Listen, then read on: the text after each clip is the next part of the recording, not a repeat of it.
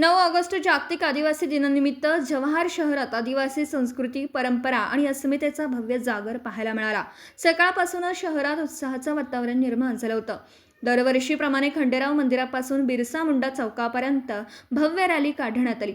पारंपरिक वेशभूषेतील महिला, युवक, ज्येष्ठ नागरिक आणि समाज बांधव मोठ्या संख्येने रॅलीत सहभागी झाले।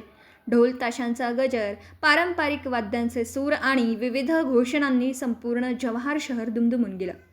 रॅलीचं विशेष आकर्षण ठरलं ते म्हणजे पद्मश्री पुरस्कार प्राप्त आदिवासी कलाकार भिकल्या धिंडा यांच्या प्रतिकृतीसह काढण्यात आलेली आकर्षक हिरवा देवाची पालखी। आदिवासी समाजाच्या समृद्ध परंपरा आणि सांस्कृतिक वारशाचं दर्शन या माध्यमातून उपस्थितांना घडलं। रॅली बिरसा मुंडा चौकातून पोहोचल्यानंतर व्यासपीठावर विविध मान्यवरांची उपस्थिती होती। यावेळी मान्यवरांनी आदिवासी समाजाचा इतिहास, संस्कृती, परंपरा, शिक्षण, विकास आणि समाजाच्या हक्कांबाबत मार्गदर्शन केलं। आमदार हरिश्चंद्र भोये यांनी यावेळी मोलाचं मार्गदर्शन करत आदिवासी समाजाने आपली संस्कृती आणि परंपरा जपत शिक्षण व विकासाच्या प्रवाहात पुढे जाण्याचं आवाहन केलं। यानंतर पारंपरिक आदिवासी नृत्य व विविध सांस्कृतिक कार्यक्रमांनी उपस्थितांची मनं जिंकली।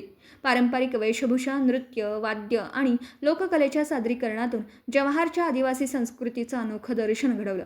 त्यांचा सत्कार करण्यात आला। सकाळपासून सुरू झालेला उत्साह सायंकाळपर्यंत कायम राहिला। विविध कार्यक्रमांच्या माध्यमातून आदिवासी समाजाची एकजूट, अस्मिता, स्वाभिमान आणि सांस्कृतिक वारसा अधोरेखित झाला। जागतिक आदिवासी दिनानिमित्त जवाहरच्या भूमीवरून एकच संदेश घुमला: संस्कृती जपूया, परंपरा जपूया आणि आपल्या हक्कांसाठी एकजुटीने पुढे जाऊया। कॅमेऱ्यात कैद झालेला जवाहरमधील जागतिक आदिवासी दिनाचा हा उत्साहपूर्ण सोहळा। परिसरातून आलेले सर्व आपले आदिवासी बांधव या सर्वांचं या ठिकाणी मी आभार पण मानतो, स्वागत पण करतो। वेळ खूप झालेला आहे, जास्त बोलत नाही, परंतु आज आपण बघितलं की सकाळपासून एवढी गर्दी प्रचंड, चारी बाजूचे रस्ते आपले पॅक झाले होते। सर्वांना ट्रॅफिकला अडचण झाली, मान्य आहे। साहेब तुम्ही सांगितलं की रस्त्याची अडचण होती। एक दिवस आपण ह्या गोष्टी आपण सहन करायच्या असतात, नाईलाज असतो, कारण आपल्या आदिवासी कार्यकर्त्यांचा, आपल्या तरुणांचा उत्साह असतो। तो उत्साहाला आपण सपोर्ट करायचा असतो, हरकत नाही। परंतु यापुढे आपल्याला जे काही आपल्याला कार्यक्रम करायचे आहेत ते आपल्या आदिवासी युवा संघाच्या माध्यमातून अनेक कार्यक्रम आपल्याला या ठिकाणी भविष्यामध्ये पण करायचे आहेत। आपण काय करतो की जागतिक आदिवासी दिनानिमित्त भरगच्च कार्यक्रम ठेवतो, तो करायलाच पाहिजे आणि यापुढे आपण त्याची परंपरा ठेवली पाहिजे। परंतु ज्या वेळेस आपल्या आदिवासी समाजावर काही अडचणी येतात, काही संकट येतात, त्याला सुद्धा एवढ्याच ताकदीने आपण या ठिकाणी उतरून त्याला आपण आपल्या समाजाची एकजूट आणि ताकद आपण दाखवणे गरजेचे। डॉक्टर बाबासाहेब आंबेडकरांची जयंती होते की नाही? होते। लोकमान्य टिळकांची होते की नाही? गांधी जयंती होते की नाही?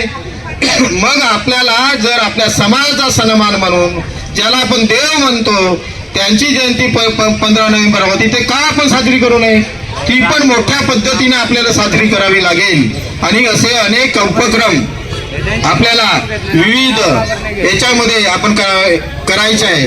मित्रांनो, वर्षातून एकदाच आपण अशा पद्धतीने एकत्र करून त्या ठिकाणी मदत घेऊन आणि वर्षभर विविध उपक्रम आपण करतो। त्याच्यामध्ये क्रीडा स्पर्धा असतील किंवा असेल किंवा गोरगरीब माणसाला मदत हवी असेल, आपण मागे आपले एक आय झाले डॉक्टर अजय डोके, त्यांचा सुद्धा आपण सन्मान केला त्यावेळेस। अशा त्याचा परिणाम खूप समाजावर चांगला होतो, आपल्या आदिवासी तरुणांना प्रेरणा मिळते आणि म्हणून हे सगळं आपण तेवढ्याच ताकदीने आपण सगळे करावं अशा प्रकारची विनंती करतो। पुन्हा एकदा तुम्ही अतोनात मेहनत केली, आम्ही तुमच्या पाठीशी असतो आणि ही एक संधी असते युवकांना।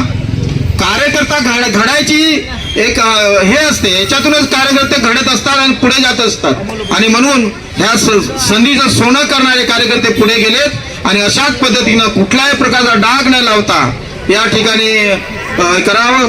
मेयर साहेब, पुढच्या वर्षी तुम्ही राहाल का नाही राहाल मला माहित नाही, पण राहाल असं वाटतं। आणि या ठिकाणी काही नाशिक भागातून काही लांबून जे लोक मंडळी येते ती याच्यामध्ये गालबोट लावायचा प्रयत्न करते, त्या ठिकाणी पुढच्या वर्षी पासून सीमाच जाम करून टाकायच्या। निदान इथला स्थानिक माणूस कधी या ठिकाणी वेगळ्या वाकड्या पाहून त्याचं पडत नाही आणि ते चांगल्या भावनेने येत असतो, पण बाहेरून आलेली माणसं खूप त्रास देतात, त्याचा परिणाम या इथं आपल्याला भोगावा लागतो। म्हणून पुढच्या वर्षी याचा आपण जरूर विचार करावा अशा प्रकारची विनंती करतो. पुन्हा एकदा सगळ्यांना धन्यवाद देऊन मी माझ्या वाणीला विराम देतो. धन्यवाद. जय आदिवासी. समाज नशामुक्त करतील. जर आपल्या गावामध्ये आपल्या जवळपास शाळेच्या जवळपास कुठंही अंमली पदार्थाची विक्री होत असेल तर त्यासाठी आमच्या जवळच्या पोलीस स्टेशनला किंवा आपण महाराष्ट्र शासनाने 112 डायल 112 नावाची एक टोल फ्री सेवा चालू केलेली आहे. त्या सेवेनुसार जर तुमच्या आजूबाजूला कुठली अप्रिय घटना, बेकायदेशीर कृत्य किंवा कुठलाही गुन्हा घडत असेल तर आपल्या सर्वांकडे मोबाईल आहे आजच्या जमान्यात. त्या मोबाईलवरच फक्त 112 डायल करायचं आहे आणि आमची सेवा विदिन 5 ते 10 मिनिटात आपल्यापर्यंत राहणार आहे. चा कार्यक्रम जो आहे हा महाराष्ट्रामध्ये रेकॉर्ड ब्रेक झालेला आहे आणि एवढ्या मोठ्या उत्साहात हा कार्यक्रम साजरा होत असताना आपल्याला आपण सर्वजण बसलात, तसेच स्टेजवर जे मंडळी उपस्थित आहेत आपल्या सर्वांची साथ लाभली आणि त्याच्यामुळे आपण हा विक्रम करू शकलेलो आहोत. हा एक संपूर्ण युवाचा सत्कार आहे. प्रातिनिधिक तसेच या ठिकाणी असलेले कार्याध्यक्ष श्री जितेशजी भोळे साहेब यांचाही या ठिकाणी की आपल्या शुभ असते त्याचा या ठिकाणी सन्मान करावा. धन्यवाद. तसेच